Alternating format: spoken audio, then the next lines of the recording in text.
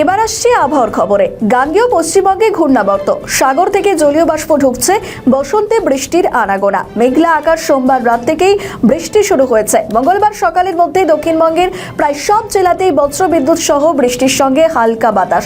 হালকা বৃষ্টির সামান্য সম্ভাবনা উত্তরবঙ্গের পার্বত্য জেলাতে। বৃষ্টির সম্ভাবনা বেশি থাকবে দার্জিলিং, কালিম্পং এবং জলপাইগুড়ি জেলাতে। অন্যদিকে দক্ষিণবঙ্গের কি পরিস্থিতি? কলকাতা, হাওড়া, হুগলি, পূর্ব এবং পশ্চিম মেদিনীপুর, ঝাড়গ্রাম, উত্তর ও দক্ষিণ 24 পরগনা, বাঁকুড়া, পুরুলিয়া, বর্ধমান, মুর্শিদাবাদ, নদিয়াতে মেঘলা আকাশ এবং বৃষ্টির সম্ভাবনা রয়েছে। বাকি জেলাতে আংশিক মেঘলা আকাশের সম্ভাবনা।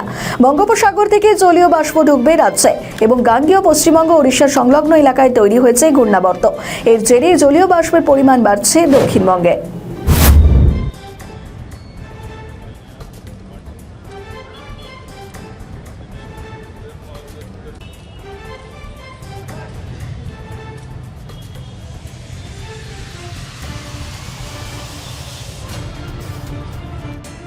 আমাদের ভিডিও ভালো লাগলে লাইক ও শেয়ার করুন। কমেন্ট সেকশনে আপনাদের মতামত জানান।